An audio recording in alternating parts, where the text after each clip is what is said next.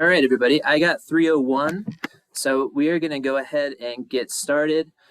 Thanks, everybody, for attending the February meeting of the DuPage ROSC Council. My name is Jared Burton. I am one of the coordinators of DuPage ROSC. I'm also a recovery coach at the lead agency, which is Serenity House Counseling Services. As always, we are happy to have everybody here. Excited to see so many of you continue to come back as we kind of build this ROSC up from the ground up, and we build this culture of recovery in DuPage County. Just a couple of reminders: if everyone wouldn't mind muting their microphones, just so there isn't any errant audio coming up, I appreciate it. So a reminder today, until 6 p.m., this is for people who may be leaving work and want to stop by. We're welcoming people to stop by Serenity House until 6 p.m.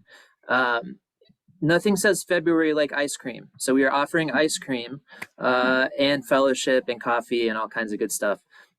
So if you're interested, there's going to be a lot of ROSC stakeholders there. There'll be some coaches, people who are involved in recovery out here in DuPage. That is at 891 South Rolling Road in Addison. And I'll put that in the chat here in a second. But it's at Serenity House Counseling Services until about 6 p.m. And I just helped get the ice cream set up. It looks phenomenal. So everyone make sure you stop by. We'd love to see you. Let's do a quick look at what we're working on today. I'm going to share my screen here. We're going to look at a couple of things before we get going. So our agenda for today. We're going to go over the meeting minutes here from the last meeting in just a moment. Just kind of give a rough rundown of what we did last month. I'm going to highlight. Hey, Pastor Josh, it's Steve Stefani. Just giving you a call. If you could give me a call back sometime this afternoon. And where is Steve? There he is. Okay, he's muted. So I'm going to go over some upcoming meetings and trainings, stuff that'll be coming up at ROSC meetings in the near future. We got a lot of great stuff planned. We have a stigma reduction presentation from Dianna Feeney, who I'm really excited to have her here to do that. After that, we're going to be talking about committees. So I know we've mentioned the committees before, something that we're building here with the ROSC, so we're going to discuss that a little bit. I wanted to leave some time for organizational updates and feedback from y'all, kind of talking about what your organizations are doing, what kind of programs are we working on, where can we help out, stuff like that. And then we will be out of here by 4 o'clock. So that is what we're working on today. Let's look over a couple things. Minutes from last month. We had Stephen Baez here, who is the supervisor of the crisis intervention team of Addison PD. He has mentioned that he is going to be leaving to go work for the security program for North Central College in Naperville, but he will still be joining us. So if anybody works in that arena, he'd be somebody to have. Great to have that contact. We talked a little bit about our stakeholders assessments. We had some good brainstorming. That community-wide stakeholder assessment will be going out in March, so there'll be updates on that coming up. And then we talked a little bit about our Recovery Coach Academy, which we'll have an update on that because I know there was a few of you who signed up. I actually ended up going for a day. It was phenomenal, really good group, and Holly will have more to talk about that a little bit later. We talked about this last meeting, but ROSC is always looking for representation. So this is kind of what we're looking for as far as people attending our meetings and becoming a council member. So persons with lived experience, those are people who are in recovery, their family, their friends, allies, first responders, folks who work at hospitals and detoxes. We're always looking for lawmakers and policymakers, local businesses, employment service agencies, so like temp agencies and things like that, all kinds of social service agencies, legal aid, lawyers, people who are sympathetic to folks in recovery, landlords, and this will be a topic we'll be talking about at a future meeting, which is housing, which is always important for people in recovery, LGBTQ plus representation, and then down the line, this is kind of a bigger one, but unions. So if you know folks who are in any of these agencies, any of these areas who might be a good fit to attend our meeting, please let them know and we'd be happy to get them set up on our outreach list. Lastly, some upcoming trainings. So today is the stigma reduction. Next month, March 9th, Faces and Voices of Recovery will be doing a presentation on leadership in recovery. They do a really great job with their presentations. That'll be a really good one. In April, we're going to be talking harm reduction and possibly doing some Narcan training. I know Steve Stefani is on the line here with us. We heard his voice earlier. He's doing great work with harm reduction out here in DuPage. with his Stigma Crusher truck. And actually some DuPage ROSC coaches will be out there kind of shadowing what he's doing in West Chicago in a couple of weeks. And I'd be excited to report back about what that was like. And then down the line in May, we're going to be looking at housing. So that's kind of the rough outline of what the next few months are going to look like as far as topics go for the ROSC meetings. But we're always looking for feedback. So if you know something you would like to know more about, if there's a training you'd be willing to do, please get with us, because we would love to hear from y'all what you might like to learn in some of these upcoming meetings. So let me stop sharing here for a minute. So that's all the housekeeping here at the beginning. I just wanted to start this before the presentation, just a quick note, and it does relate to today's topic of stigma reduction. So I myself am a person in longer term recovery. So this year I'm going to be celebrating 4 years of sobriety. Being open and proud of my experiences and growth, that was not always the case. You know, for years I would kind of try and hide the fact that I was in recovery, and one of the reasons is because of the stigma that's attached to addiction, especially drug addicts. Drug addicts are looked at, or were looked at as, you know, low class and kind of dirty, and you hear words like, you know, junkie and things like that. You know, that type of language has such a negative effect on those who are trying to recover. And because I kind of had bought into those stigmas, I was often ashamed to admit that I was suffering from substance use disorders. And, you know, even that term drug addict can be stigmatizing, as it's like a very reductive label. Those of us who are in recovery are far more than drug addicts.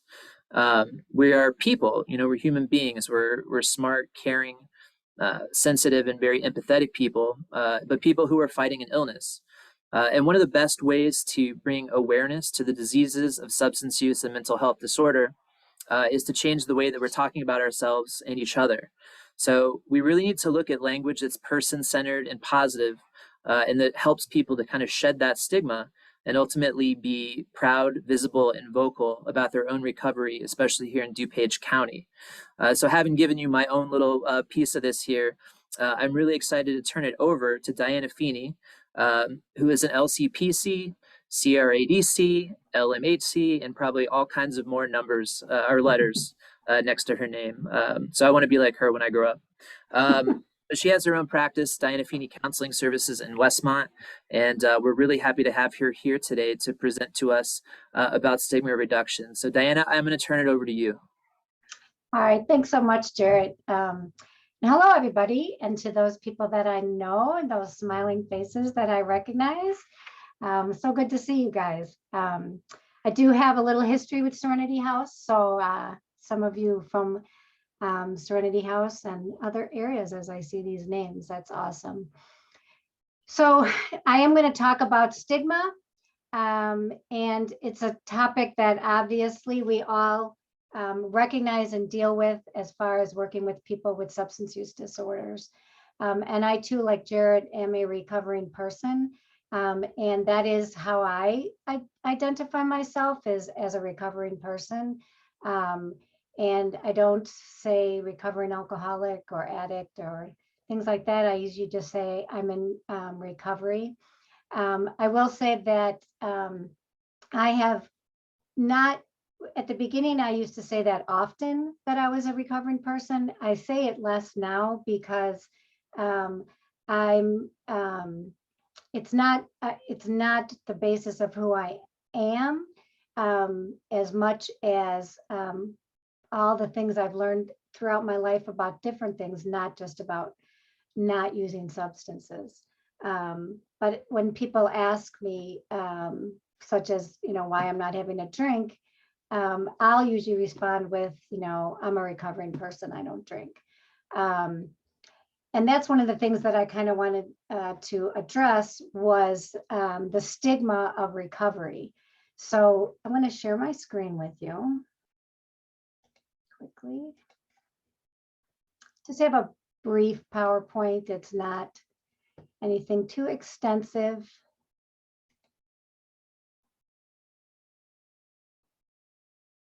Okay, just checking the chat. Do you guys see that? Okay. Stigma applies to obviously a lot of areas in our life that is stigmatized. Certain diseases are stigmatized, and obviously addiction or substance use disorder is a huge area of stigma. And stigma itself is just a set of negative beliefs that a group or society holds about either a topic or a group of people, a type of people. So we have a stigma or a judgment on them. And it is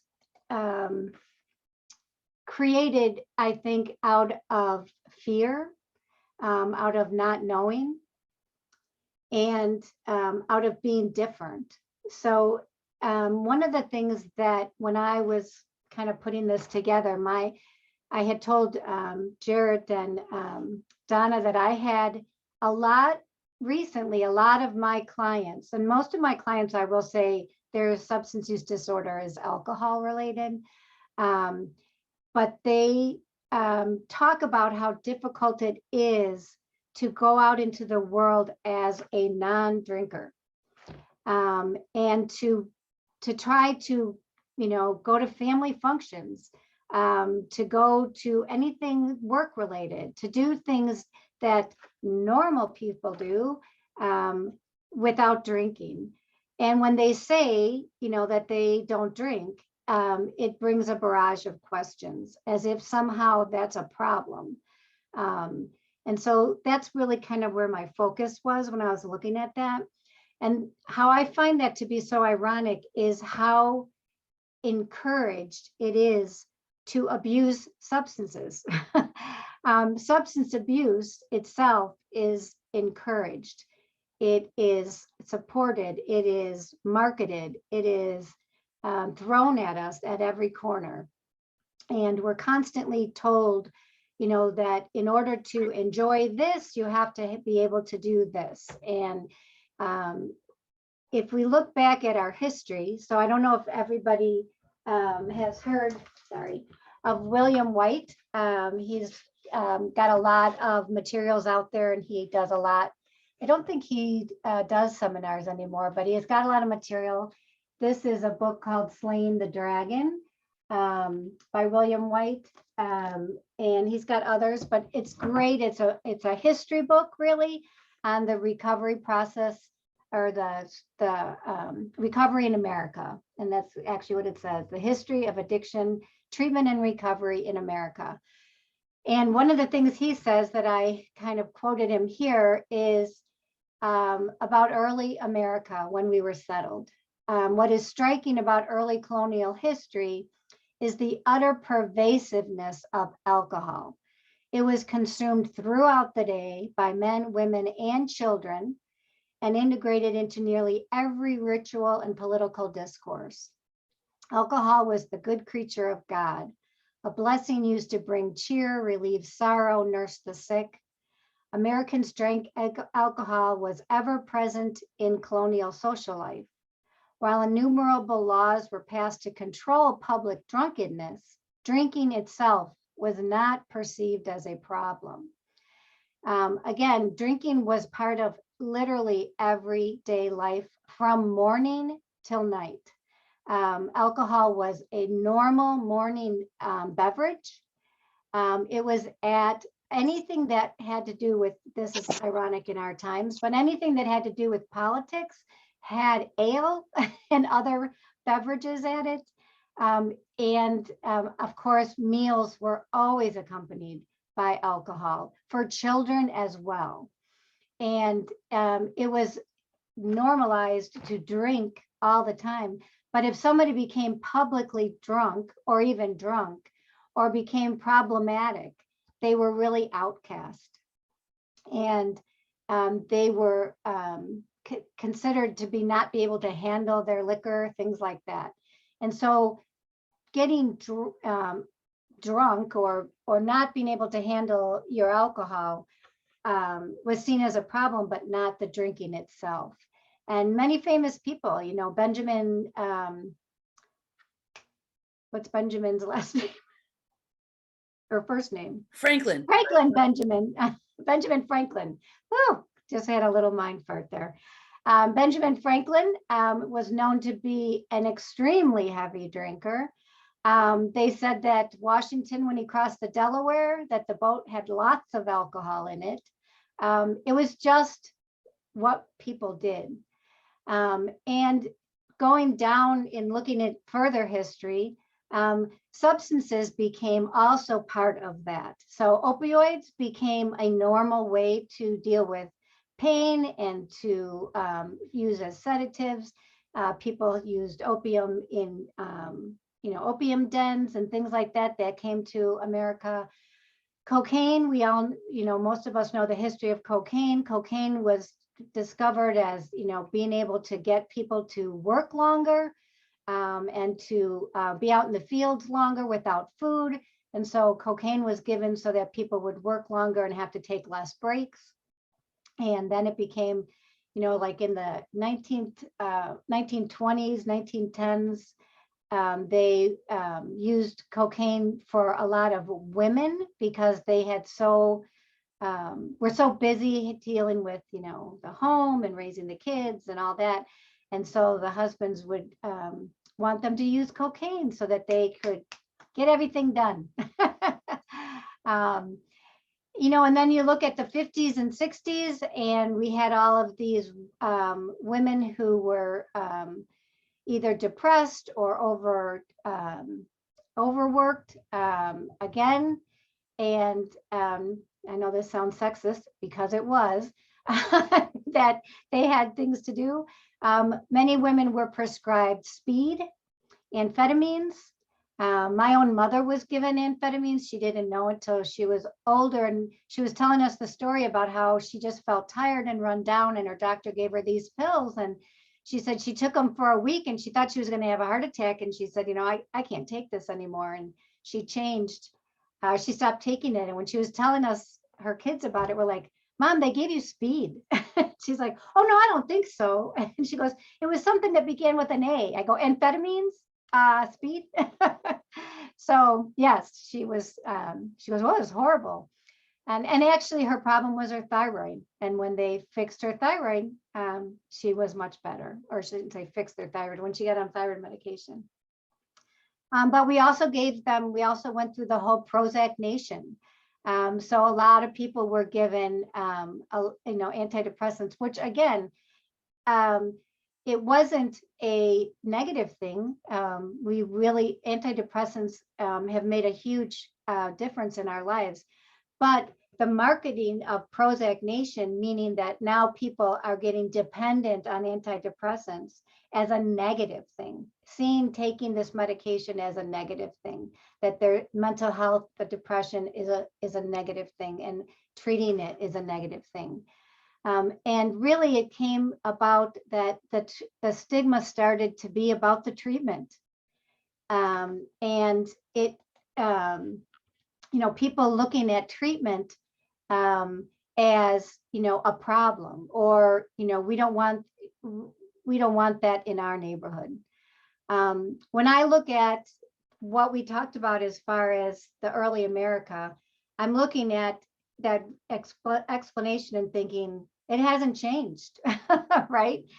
We still encourage alcohol at everything. I mean, this weekend's coming up, Super Bowl, and every ad out there, I would probably say 90%, if they're not about alcohol, they have alcohol in it. And it's just part of Super Bowl weekend. So today's view is still one in which alcohol and other substances are considered to be normal when used normally. Not using is not considered normal. And using is expected and even encouraged, but becoming addicted is not.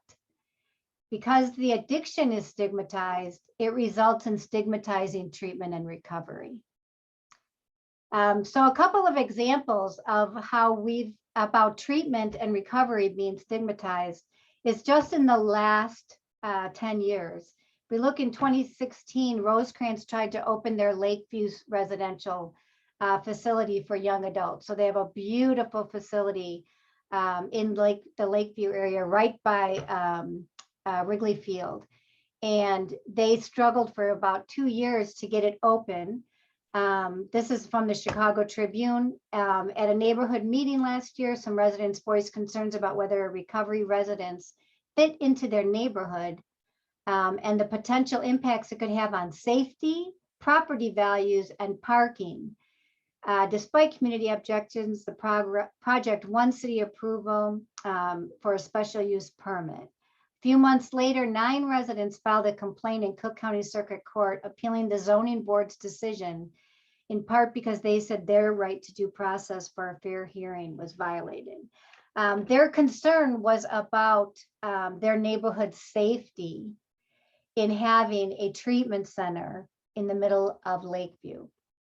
Across the street from this treatment center are 3 bars on every corner. On the other 3 corners, this one is on a corner. And they told them that they could not have their residents outside smoking. And they didn't want them lingering around the corner.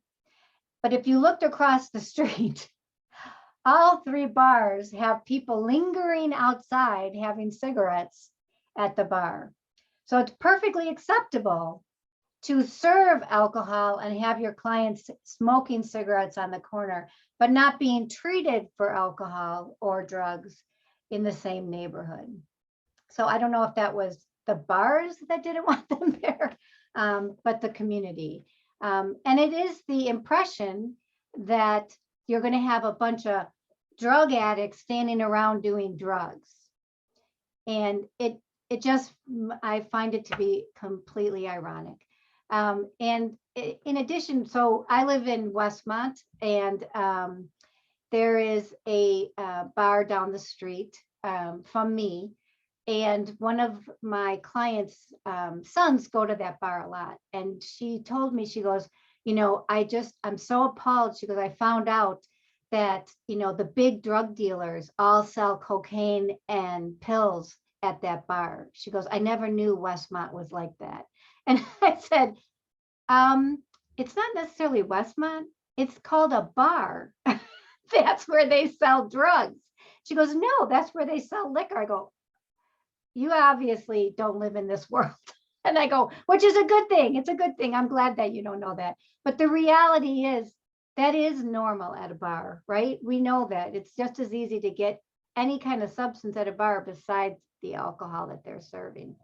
And so the fact that we have people who are trying to recover being pushed out, as opposed to the people who are providing and encouraging and pushing these substances. So it happened again in 2019 with Haymarket, which they actually so far have lost this case. They still haven't been able to do it. But Haymarket tried to turn a Holiday Inn in Itasca into a 200-bed treatment center. It was voted down by the village board 6-0. And the village residents' biggest concerns was that it was too close to parks, schools, and the library, and too close to their 3 gaming facilities that serve alcohol. And that was their argument. And their concern was, as far as being close to parks and schools, is that these recovering people would be around children. And then we recently here in my area, there was a halfway house that was opened up in Hinsdale called Trinity Sober Living. They did open, but they fought for quite a while. But they opened, and then they ended up, before all the lawsuits have been settled, they are still suing the city of Hinsdale, or the village of Hinsdale, but they have moved to Bensonville. But they are still trying to open another one in Clarendon Hills, which is right next to Hinsdale. But they did open Trinity in Bensonville, and I actually sent a client there. It's beautiful. It's a beautiful home in Bensonville. But one of the ironic things about this was that the owner, Michael, had a visit by a neighbor, and she said, we just don't want a recovery home in the middle of our neighborhood and having people outside of the Hinsdale neighborhood. And he said, they had a 10-bed facility. And he said, 9 of my clients are from Hinsdale. They're in their own neighborhood. He said, instead of being in their homes drinking and possibly being, abusive in some way, we have them here in a recovery home. And that didn't go very far. So they actually, they chose to leave because it was too disruptive to their recovery to be in Hinsdale. So until those lawsuits were settled, they just decided to move. But there's still, I know Trinity is still in the process of continuing with their lawsuit, and they are trying to purchase a home in Clarendon Hills.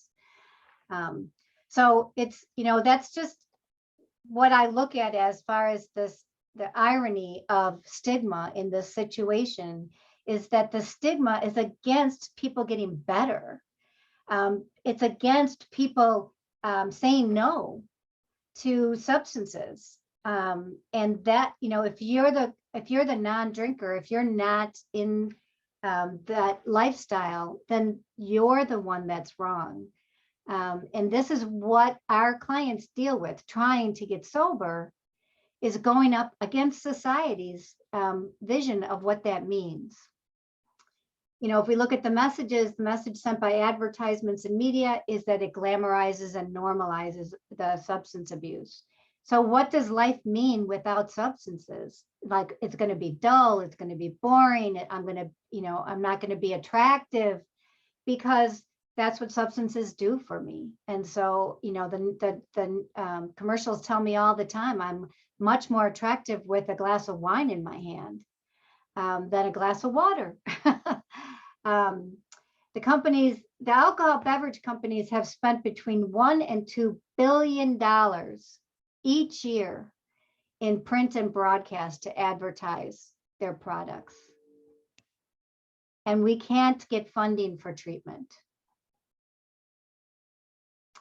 While many communities fight the opening of treatment centers in their community, they welcome the sale and distribution of liquor and now marijuana. There's a marijuana distribution center just a couple blocks from my house, and I'm amazed at it, the place that they put it on Ogden Avenue.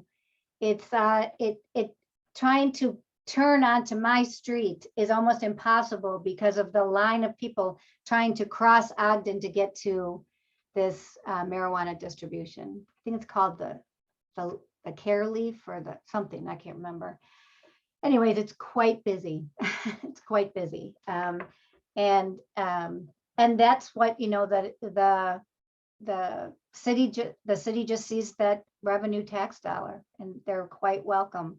But if they saw a treatment facility, they deny them. The city fights it.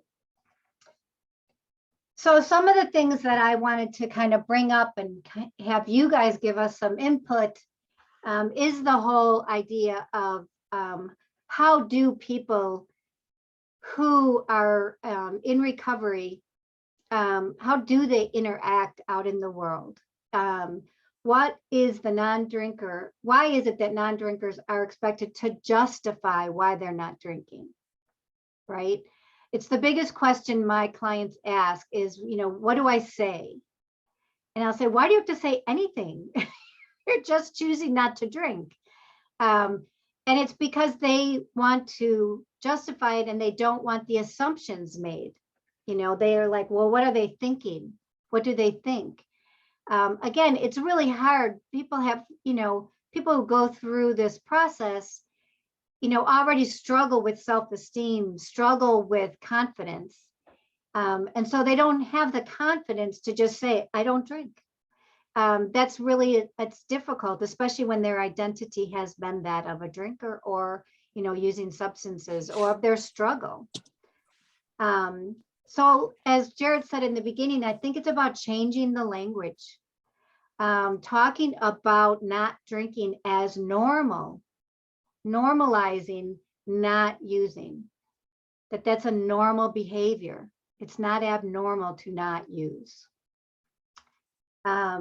and reinforcing the positive benefits of a healthy lifestyle. I know recently, I think it was a week or two ago, that they came out, the American Medical Society came out to say that no amount of alcohol is safe. That old research about 1 glass of red wine a day was incorrect. And that alcohol itself, which I know people who know me know that I have a huge medical lecture all about the dangers of alcohol and how terrible it is for you. But it is, and there is no safe amount because alcohol itself is toxic and poison.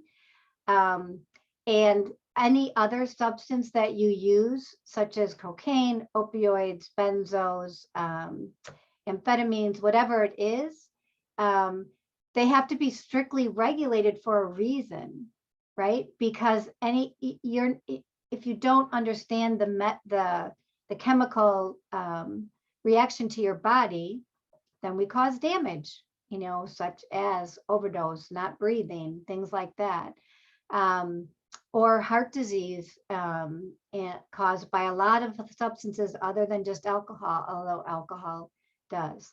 Alcohol is responsible for at least 7 types of cancer.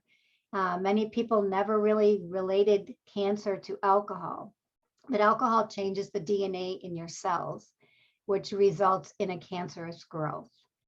So I have family members that absolutely have alcohol problems, and one of them had colon cancer, and I 100% believe it's related to alcohol. Esophageal cancer is almost always related to alcohol use. Other kinds of cancers, including some types of breast cancer, they say have to do with alcohol related instances. So it's just not a healthy thing. And so in this age of health and how we want to be healthy, why would it not drinking be encouraged for everybody? So I'm going to open up the floor to talk about this. Let people, if you want to share, maybe what you yourself can say about that, or what you encourage your clients, how to go about going out into the world confidently, not using, because I think that is one of this stigma against recovery holds people back so much. It's, they'd rather be known as a substance user than a non-substance user. And that's just ironic to me. So I'm going to unshare and so that you can share. So anybody wants to unmute themselves and contribute, please do.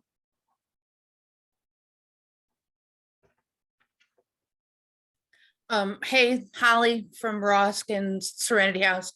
Dianna, thanks so much for coming and talking about such an important subject. Stigma can really, get in everybody's way about actually getting help. And I appreciated that you identified and shared about the history. I am often reminded that, years ago, we did not have filtered water.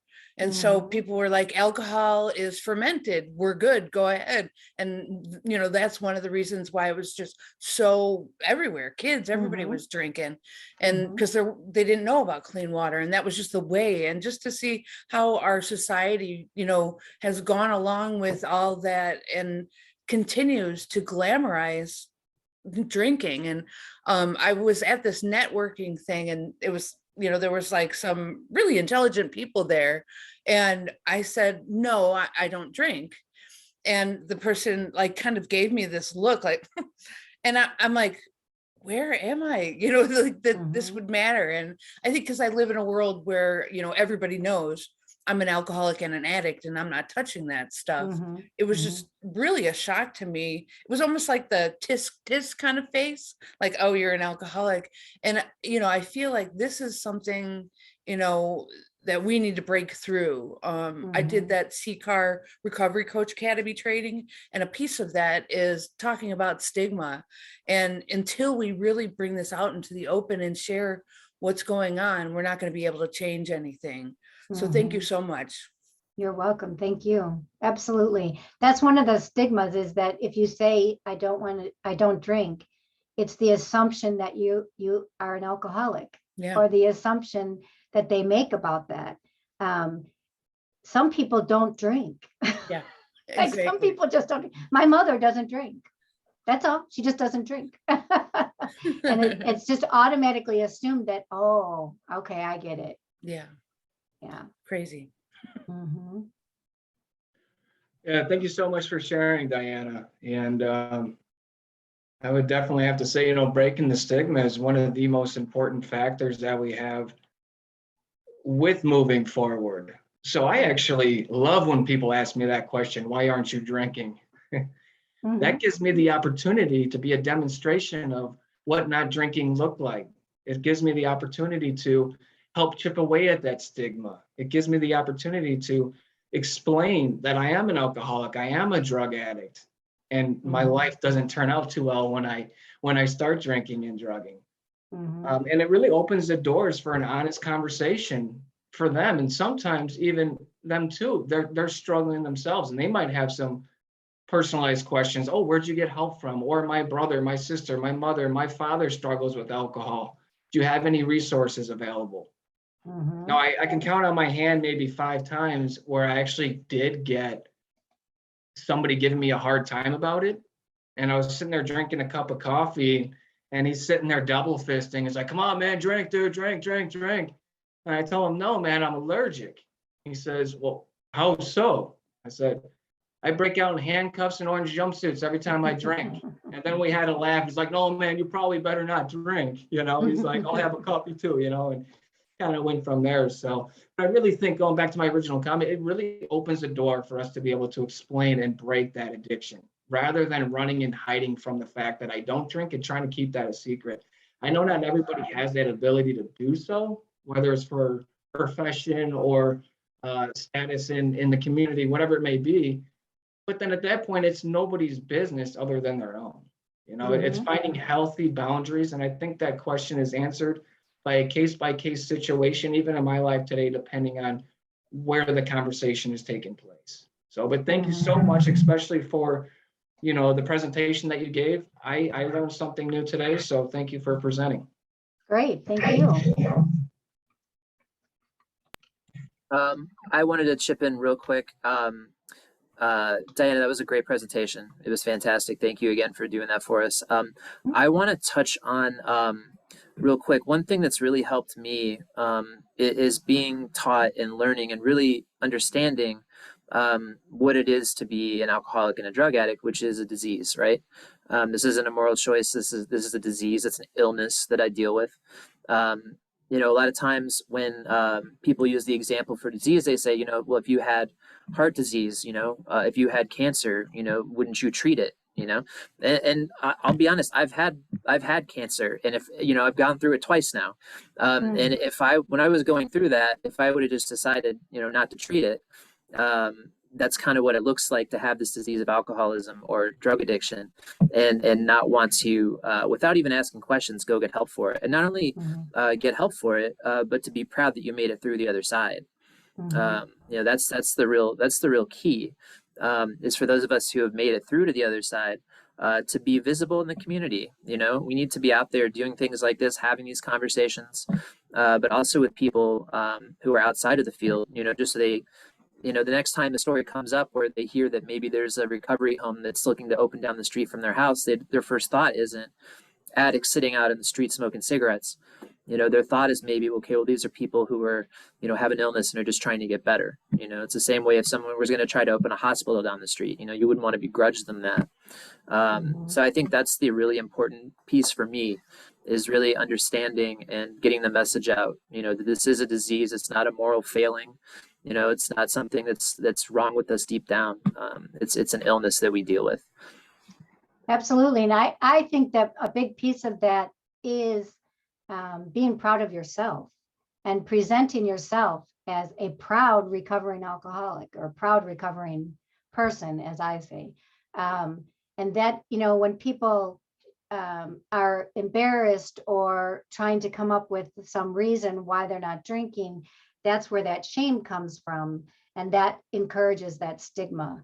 And so if people ask me, I have never not told somebody I was recovering. As people who know me know, I say it often, because it's not all of me, but it is a big part of me. And, I've been sober going on 27 years. And so it's been and one of the great things is that I went into the field. So that again is evidence of what recovery can do.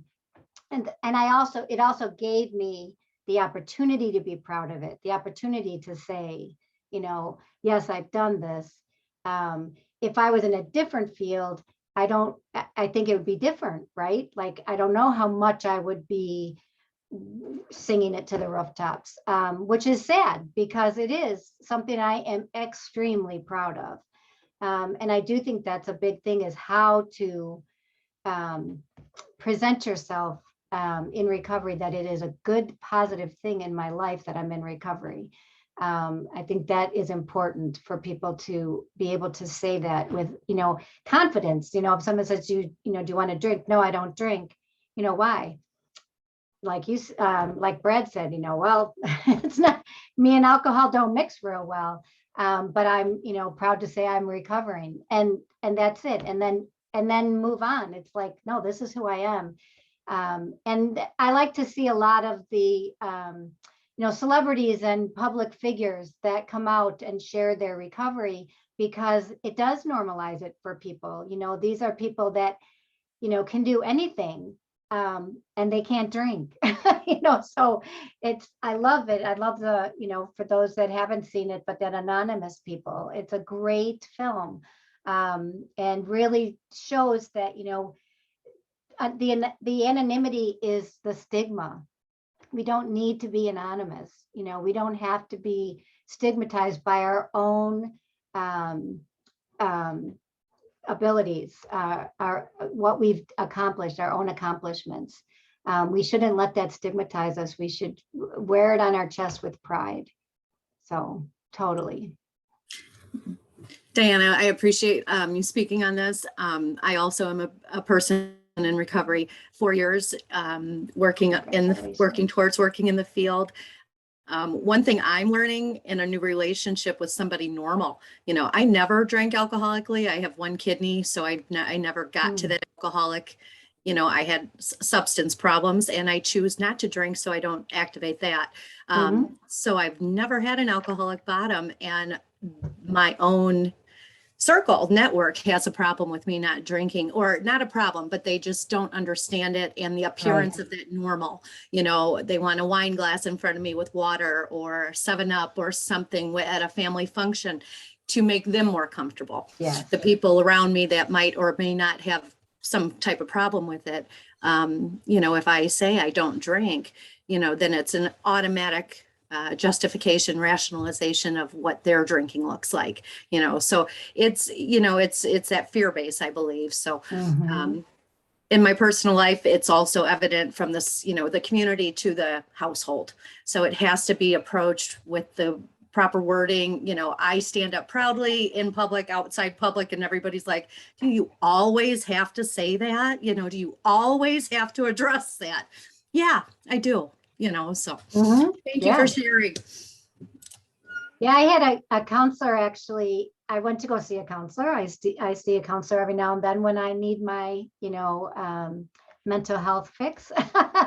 And and it wasn't for substance use. I was going just to get some counseling. And she said, you talk about recovery a lot.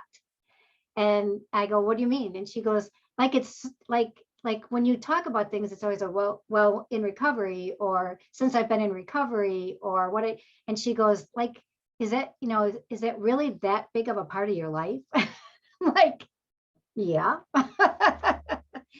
But it's somebody that, and she doesn't deal with, she doesn't work with a lot of substance use clients. And, you know, again, that's, you know, I think it was Jared who was saying we have to understand addiction.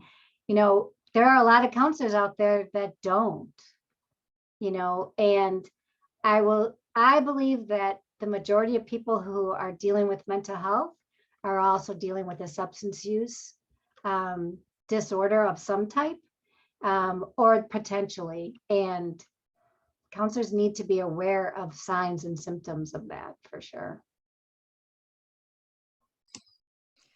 Hi, I'm Astrid. Thanks, Diana, for sharing.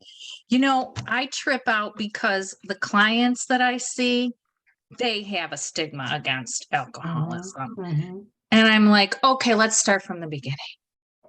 You know, so I do, my piece of it is it has to start outward community and then move in. So that would be my, there is just too many, I am just amazed at how many people in the community just don't get it.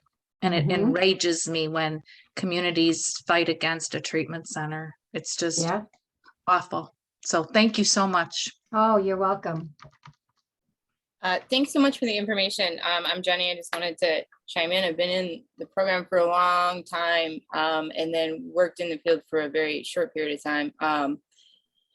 But, you know, I've always done the thing where you talk about it. And I think that especially right now, we're kind of at this really cool turning point within society as a whole. So, you know, lots of focus on speaking out when you see, you know, any kind of like sexual assault or racism or anything like that. So throwing in, and especially like the mental health. So starting to have that conversation as people in recovery, just like everybody was saying, especially, you know, definitely agree with Brad on that one. Mhm. You know, representing yourself as a person in recovery and just a person who's been through things, you know, is so huge for us to do just in our regular lives. You know, I get that Mhm. sometimes people can't because of careers or whatnot. And I suppose I would strike myself as fortunate that I've never actually had to do that, sort of cover that up. But, you know, why even bother anymore? It's, you know, I mean, it's kind of a big deal. And I think that right now is a really good time to get motivated to do it because everybody's speaking up about everything. So the more that we do, the more normalized it becomes. Absolutely. If you don't mind if I say something, can you guys hear me okay? Mhm. Okay, so I'm Jamie Horner. I'm a social worker with the Naperville Police Department. I will speak on behalf of someone who is not in recovery.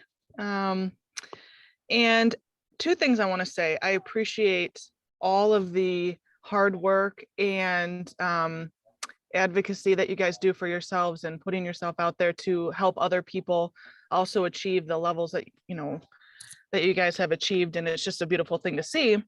As someone who isn't in recovery, for one, and this isn't supposed to sound harsh, but I really don't care if you drink or not, or if you use or not. Why would I care about that? And also, it's part of me as someone in this field to be an advocate and an ally to you guys of if I see, and I have seen it before, if someone's saying, no, thank you, I don't drink. One, I don't ask why, because it's, again, none of my business. But two, to say like, it's okay to not, you know, to not drink. It's okay to not ask somebody. It's their private information for whatever reason that is. And I want to implore so much on us in the field and then just the community in general that, you know, aren't in recovery to take on some of that responsibility, because you guys shouldn't have to carry this entire load yourselves. I work with a lot of different people with a lot of different backgrounds, a lot of different reasons why there's certain things they can and cannot do in their life. And it's really nobody's business of why. And I get so frustrated when I feel we can't empower those to make the right decisions for themselves. So I just wanted to put that out there. Well, thank you. We absolutely need your advocacy. We absolutely need everyone's advocacy. And, you know, it is that everybody, you know, and I don't want to generalize to say that everybody stigmatizes recovery. And I think that I truly believe the tide has changed as far as recognizing the need for treatment for both substance use and mental health. And, you know, if we can find some light through this pandemic, it's that it brought it all out, right? It made it a little bit more obvious to people how much we need help in mental health and substance use areas. But I do think that people who are not in recovery are probably some of the most important voices out there, because we need everybody to advocate for it. But the people, if it's only the people in recovery advocating for it, then we're not breaking anything. We need to get through to everybody. And so we definitely need your voice to help us. Absolutely. Well, I just want to say thank you to everybody. This was great and great discussion. And it was so good to see all these familiar faces. I miss your smiles. And thank you for asking me. I appreciate it. Thank you, Diana. We really appreciated it. If everybody could, and I'm sorry I forgot to mention this at the beginning, if everybody wants to put their name and location, what organization you're with, and maybe some contact info in the chat, because what I've been doing is collecting those, and then I email that out to everybody in the days following. So I've kind of created this kind of living document that just keeps getting added to. So it's one of those things where, you know, you need something and you know, there was somebody at the meeting that worked in a certain sector, you have a contact info for them. So everybody throw that in there and I'll make sure I send that out. Also, real quick, I want to show some appreciation for the room full of people that are in here with me.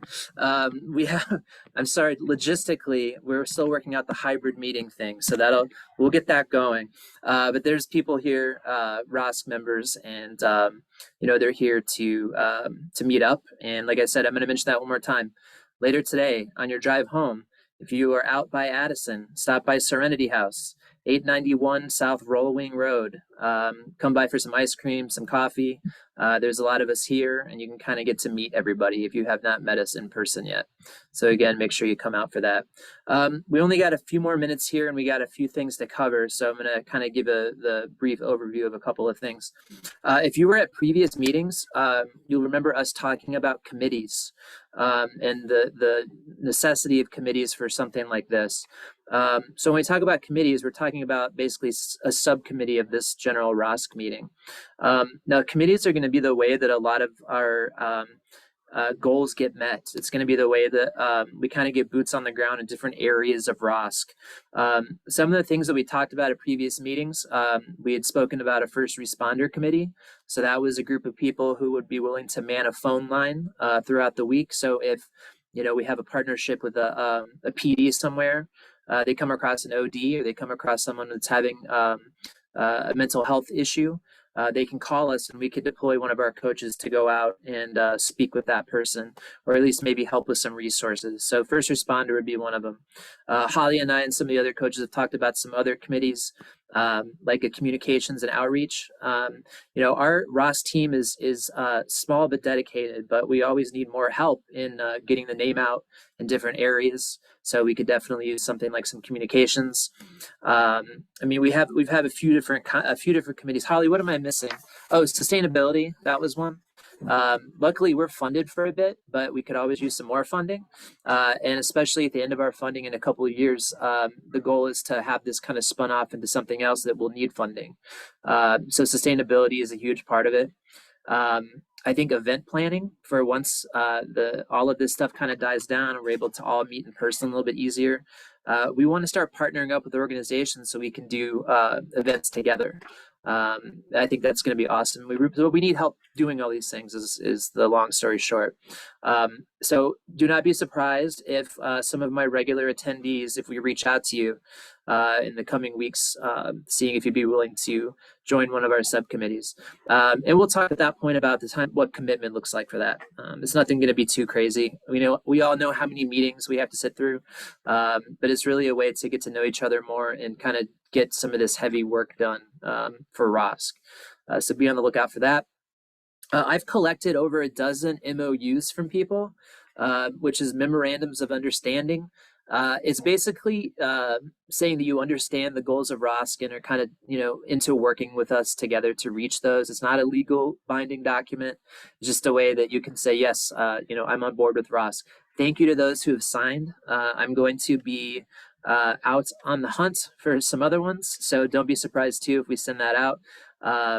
We want people to get involved. This is definitely one way we can kind of officially get you on board.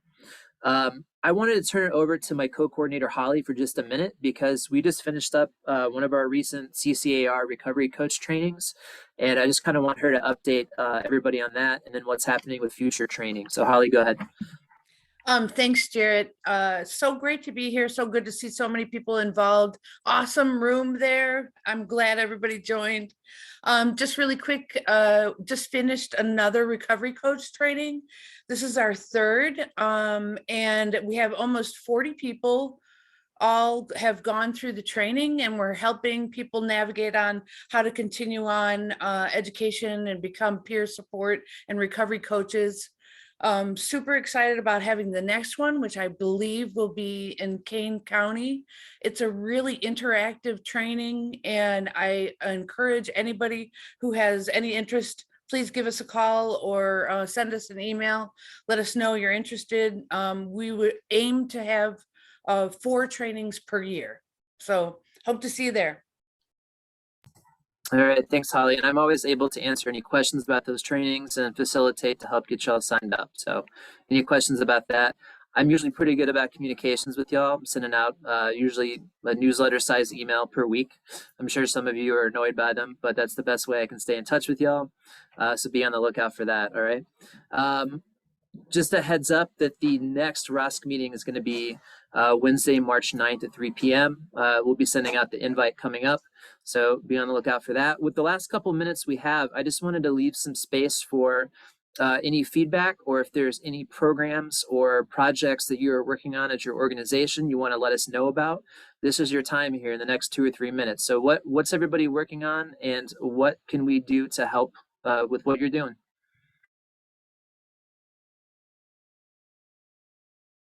Just real quick, I wanted to make a shout out to Sarah, who shared in the chat about Lisle Township Career and Networking Center.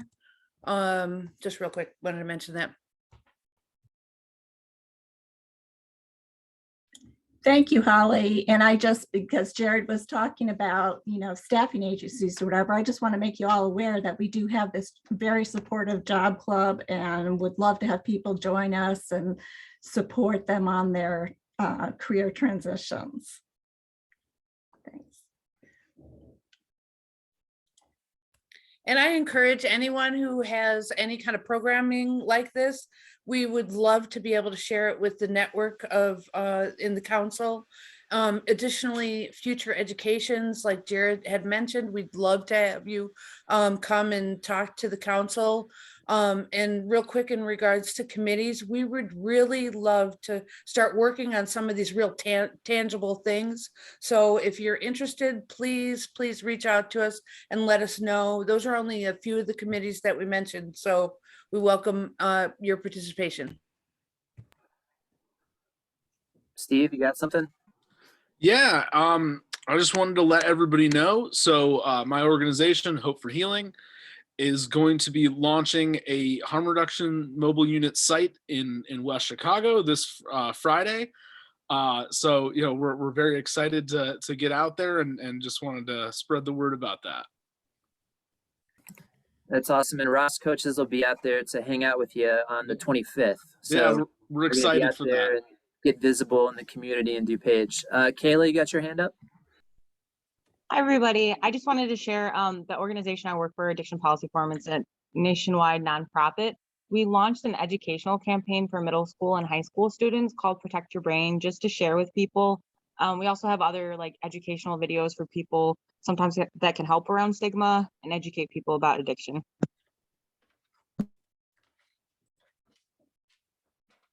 All right. Well, I've got 4 o'clock and I've got a room full of people here that I want to get involved in some conversations and things like that. So if anybody else has anything, I'll go ahead and cut it there. But thank you so much, everybody, for attending. It's always an amazing turnout. Thank you again to Dianna for giving us a presentation. And again, mark your calendars for March 9th at 3 p.m.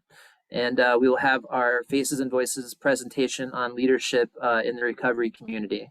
I'm going to stick around here for just a minute if anybody has any questions or anything. Otherwise, everyone enjoy your evening.